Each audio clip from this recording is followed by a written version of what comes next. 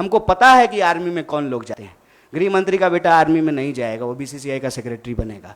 हमको पता है कि वहाँ पे सेवा करने वाले कौन लोग होते हैं, गरीब किसान मजदूर के बच्चे होते हैं। कोई नेता का बाल बच्चा आर्मी में नहीं जाता है। मीडिया के सभी साथियों और आपके चैनल के माध्यम से, आपके यूट्यूब चैनल के माध्यम से सुन रहे आप सभी दर्शकों का अभिनंदन करता हूं। और हमारे दो वरिष्ठ साथियों ने न सिर्फ आज बल्कि लगातार जब से ये योजना घोषित की गई है भारतीय राष्ट्रीय कांग्रेस का पक्ष रख रहे हैं। मैं भारतीय राष्ट्रीय कांग्रेस का एक साधारण कार्यकर्ता हूं, उसके साथ साथ मैं बिहार का रहने वाला हूं।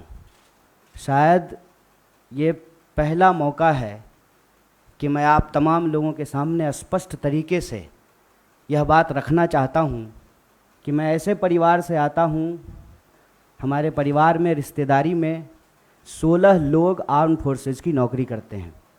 मैं ऐसे परिवार से आता हूं जिसको शहीद का परिवार कहा जाता है।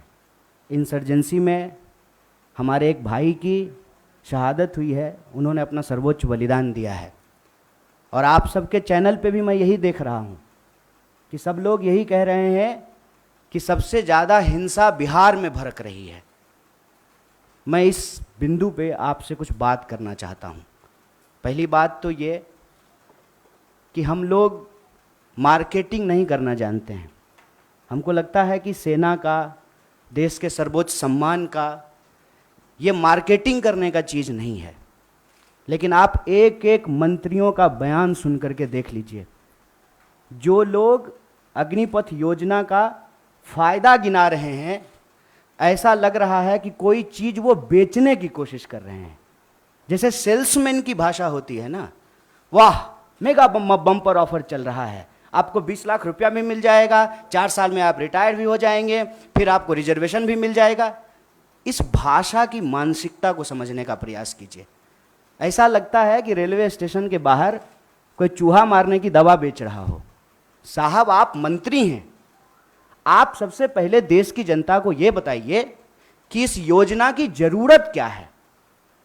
हर साल जब 50,000 से ज़्यादा भर्तियां और नियमित भर्तियां, जिसमें टीए भी है, डीए भी है, पेंशन भी है, सेंट्रल स्कूल में एडमिशन का भी प्रावधान है, रेलवे का भी टिकट मिलेगा, हवाई जहाज का भी टिकट मिलेगा, और अगर सर्वोच्च बलिदान आप देते हैं, आपको शहादत होती है, तो आपके परिवार का भी ख्याल रखा जाएगा। इन तमाम बातों को छोड़ करके मंत्री कह रहे हैं कि आपको 20 लाख रुपया मिल जाएगा इस उम्र में। ये वही भाषा नहीं है कि प्रधानमंत्री जी बोले थे कि काला धन वापस आ जाएगा तो आपके खाते में 15 लाख रुपया मिल जाएगा। मिल गया क्या 15 लाख रुपया? जिस खाते में 15 लाख रुपया मिलने वाला था ना, उसी खाते में 20 लाख रुपया भी मिलेगा। इस मानसिकता को समझने की जरूरत है और इसीलिए हम लोग इस योजना की जरूरत पे सवाल उठा रहे हैं। जब देश में एक नियमित भर्ती प्रक्रिया है, 2014 में देश बना है, उससे पहले क्या आर्मी में लोग बहाल नहीं होते थे? क्या हमारे पास जो एक प्रक्रिया नहीं थी, उस प्रक्रिया को खत्म करने का कारण क्या है? तब सरकार के कुछ दावे बताए जा रहे हैं। दावा क्या है? दावा यह है कि हम चाहते हैं कि हमारे देश के नौजवानों को रोजगार मिले। ये तो आप चाह रहे हैं, ये आप वादा भी कर चुके हैं कि हर साल आप 2 करोड़ नौकरी देंगे। उस 2 करोड़ नौकरी को छोड़ करके पीएमओ ने अभी ट्वीट किया कि हम 10 लाख रोजगार देंगे। साहब, अगर आप रोजगार देने के लिए सीरियस होते, 28 लाख पोस्ट जो हैं वो सिर्फ सेंट्रल गवर्नमेंट में रिक्त पड़ा हुआ है, और आप स्टेट गवर्नमेंट में जाकर के देख लीजिए, भर्तियां नहीं की जा रही है। हकीकत क्या है? हकीकत यह है कि ये असली बात देश की जनता से छुपाना चाहते हैं। असली बात क्या है? आप सब लोगों को याद है कि जब नोटबंदी की गई तो यह दावा किया गया कि इसके बाद नक्सलवाद समाप्त हो जाएगा, आतंकवाद समाप्त हो जाएगा। कल ही जो है एक सब इंस्पेक्टर की फिर से टारगेटिंग किलिंग की गई है। नक्सलवाद की घटनाएं हो रही हैं, आतंकवादी घटनाएं लगातार हो रही हैं। अगर नोटबंदी करने के बाद आतंकवाद समाप्त हो जाता तो पुलवामा की घटना कौन करके गया है? कैसे पुलवामा की घटना हुई है? तो ये दावा करते हैं। जब उस दावे का आप पड़ताल करेंगे तो आपके ऊपर ही आरोप लगाना शुरू कर देंगे। एक व्हाट्सएप मैसेज घूम रहा है जिसमें कहा जा रहा है कि जिस भी योजना का कांग्रेस विरोध कर रही हो, ऐसा आप मान लीजिए कि वो योजना सही है, कांग्रेस के विरोध करने से आप चलते हैं। आप सत्ता में बैठे हुए मोदी जी, आपके ऊपर देश की जनता ने भरोसा किया है। विपक्ष के भड़काने से लोग भड़क जाते, विपक्ष की कही हुई बात लोग मान लेते, तो प्रधानमंत्री मोदी जी होते। इस देश के लोगों ने मोदी जी के ऊपर भरोसा किया। और मैं याद दिलाना चाहता हूं कि ये वही नौजवान हैं, ये उस वक्त हिंसा नहीं किए जब इनके माँ बाप हजारों किलोमीटर पैदल चल करके अपने घर गए। ये वही नौजवान हैं, ये तब भी हिंसा नहीं किए जब उनके परिवार को ऑक्सीजन नहीं मिल रहा था और वो तरप तरप करके जान दे रहे थे। ये तब भी हिंसा नहीं किए जब आपने हर साल 2 करोड़ नौकरी नहीं दी। मैं देश की सरकार से, भारतीय राष्ट्रीय कांग्रेस की तरफ से यह अपील करना चाहता हूं कि ये कोना कोना कौन कोना सोतली पुतोह कोना खेलना बंद कीजिए। आप हकीकत में बताइए कि रियलिटी क्या है। क्या आपने विपक्ष को पूछा, आपने विपक्ष को पूछा कि हम कोई योजना ला रहे हैं? आपने कोई पार्लियामेंट्री कमेटी की मीटिंग की, या आपने नौजवानों को पूछा कि हम आपका भलाई करना चाहते हैं किसानों की तरह, और नौजवान कहते हैं कि हमको ये भलाई नहीं चाहिए? इस मनोदशा को समझिए साहब। हम ऐसे गांव से आते हैं, ऐसे इलाके से आते हैं, कोई ऐसा साल नहीं गुजरता है साहब कि हमारे इलाके में कोई शहादत ना हुई हो। हमारे इलाके में लोगों के पास महज नौकरी नहीं है सेना, हम जानते हैं इस बात को। जब किसी परिवार में किसी बच्चे को सेना की नौकरी मिलती है, पूरे इलाके में उनका सम्मान होता है। और दुख के साथ साथ जब एक पार्थिव शरीर गांव आता है, आंखों में आंसू होने के बावजूद उस इलाके का सीना गर्व से चौड़ा हो जाता है कि हमारे बच्चे ने जो है देश के लिए सर्वोच्च सम्मान दिया है। सेना का सवाल देश की सुरक्षा का सवाल है, आप इसको मजाक मत बनाइए।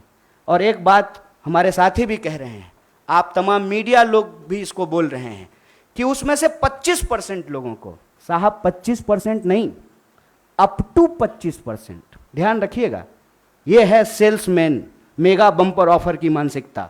अप टू 25% क्या होता है? मतलब 25% की भी गारंटी नहीं है। यह मत समझिए आप कि उसमें से एक को दे ही देंगे नौकरी। बहुत चालाकी से टर्म्स एंड कंडीशन लिख दिया है, अप टू 25%। और इसमें यह कितना गंभीर है, इस गंभीरता का आप अंदाजा लगाइए कि अभी आए हुए 3 दिन हुए हैं घोषणा किए हुए, 2 मेजर अमेंडमेंट हो चुका है, और जो फायदा गिनाए जा रहे हैं वो फायदा तो पहले से है। सेना में, आर्म फोर्सेस में, पैरामिलिट्री में भर्ती होने की मैक्सिमम आयु 25 वर्ष है। 25 वर्ष से ज्यादा में तो आप बहाल ही नहीं हो सकते हैं। उसके बाद अलग अलग रैंक पे आप कितना समय तक सेवा देंगे वो पहले से निर्धारित है। और जो लोग आर्मी की नौकरी समाप्त करके, सेवा समाप्त करके आते हैं, उनको अन्य जगहों पे सुविधाएं दी जाती है। भूतपूर्व सैनिकों को सुविधाएं दी जाती है, भूतपूर्व सैनिकों के परिवारों को सुविधाएं दी जाती है। और आप में से बहुत सारे लोग, मैं बहुत साधारण बात करता हूं, मुझे लंबी चौड़ी बात करनी नहीं आती है, क्योंकि कहते हैं जाके पैर न फटे विवाई, वो का जाने पीड़ पड़ाई। हमको पता है कि आर्मी में कौन लोग जाते हैं। गृह मंत्री का बेटा आर्मी में नहीं जाएगा, वो बीसीसीआई का सेक्रेटरी बनेगा। हमको पता है कि वहां पे सेवा करने वाले कौन लोग होते हैं, गरीब किसान मजदूर के बच्चे होते हैं। कोई नेता का बाल बच्चा आर्मी में नहीं जाता है। जाता है, प्रधानमंत्री भी जाते हैं फोटो खिंचवाने के लिए। फोटो खिंचवाने के लिए वर्दी पहनना एक बात होता है, देश की भक्ति के लिए, सर्वोच्च सम्मान के लिए वर्दी पहनना दूसरी बात होती है। दीपावली में जाकर के मिठाई बांट देंगे, उसके बाद आकर के अग्निपथ योजना ला करके देश की जवानों का दिवाला निकाल देंगे। अग्निपथ योजना इस देश के नौजवानों को अग्नि में झोंकने की योजना है। इस योजना को सरकार को तुरंत वापस लेना चाहिए। और ये जो लॉलीपॉप वाली भाषा है ना, इस लॉलीपॉप की भाषाओं को बंद करना चाहिए। और जहां तक बिहार में हिंसा का सवाल है, सीधा सा एक कारण समझ लीजिए, ये नौजवान ना किसी के द्वारा लाए गए हैं, ना किसी के द्वारा बुलाए गए हैं। आप तमाम प्रबुद्ध पत्रकार यहां बैठे हुए हैं, कोई ऑर्गेनाइज्ड आंदोलन होता है, उसका स्वरूप अलग होता है। हम लोग 3 दिन से नहीं डिटेन हो रहे हैं यहाँ पे, हमारा ऑफिस छावनी नहीं बना हुआ है। हम लोग आते हैं, पुलिस पकड़ करके हमको ले जाती है, कोई हिंसा नहीं होती है, कुछ भी नहीं होता है। उसमें हिंसा क्यों हुआ है? क्योंकि वहां नौजवानों का सब्र जो है, पानी सर से ऊपर चला गया है। और एक बात और जान लीजिए, जो हमारा बेरोजगारी दर है देश का, बिहार का बेरोजगारी दर डबल है साहब। जहां के मजदूर, बिहार का मजदूर जाता है ना हरियाणा और पंजाब में धान काटने के लिए, बिहार के ही लोग आते हैं ना दिल्ली में काम करने के लिए, बिहार के ही लोग जाते हैं ना महाराष्ट्र में काम करने के लिए। जहां एम्प्लॉयमेंट नहीं है वहां के लोग ऑलरेडी विस्थापित होते हैं।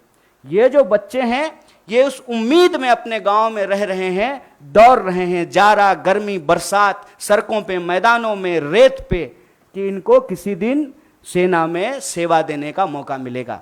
ये मौका इनसे जब छीना जा रहा है तो इनका सब्र टूट गया है। लेकिन मैं इन तमाम नौजवानों से भी एक अपील करना चाहता हूं, दोस्त, हम किसान के बच्चे हैं और हमारे माँ बाप ने इस सरकार को झुकाया है, इस सरकार को बताया है कि ये देश गांधी का देश है और गांधी के देश में सत्य और अहिंसा से ही कोई लड़ाई जीती जा सकती है। इसीलिए भारतीय राष्ट्रीय कांग्रेस की तरफ से इस आंदोलन का पूर्णतः समर्थन करते हुए सरकार से यह अपील करते हैं कि इसको वापस लीजिए और नौजवानों से अपील करते हैं कि देश की संपत्ति को मत जलाइए, मत जलाइए, क्योंकि कल को आपको वही संपत्ति इसी प्रधानमंत्री से बचाना भी है। क्योंकि देश की संपत्ति ये दोस्त को बेचने वाले हैं, ये हमारे आपके टैक्स के पैसे की संपत्ति है। इसकी रक्षा कीजिए, सत्य और अहिंसा के रास्ते पे चलिए। और किसानों ने 700 लोगों की शहादत देने के बाद 1 साल से ज़्यादा आंदोलन चलाया, शांतिपूर्ण तरीके से चलाया। तमाम तरह के आरोप लगाए गए, जैसे आज आपके आंदोलन को कहते हैं उपद्रवी, तोड़फोड़ करने वाले, हिंसा करने वाले। ये कहाँ से आ गए, कैसे आ गए, कौन है इसके लिए जिम्मेवार? और विपक्ष के माथे पर मत खेलिए। विपक्ष की बात जनता अगर सुन रही होती तो आप देश के प्रधानमंत्री नहीं होते। इसलिए प्रधानमंत्री होने के चलते मैं आपसे अपील करता हूं कि इस योजना को आप वापस लीजिए। बहुत बहुत धन्यवाद, बहुत बहुत शुक्रिया।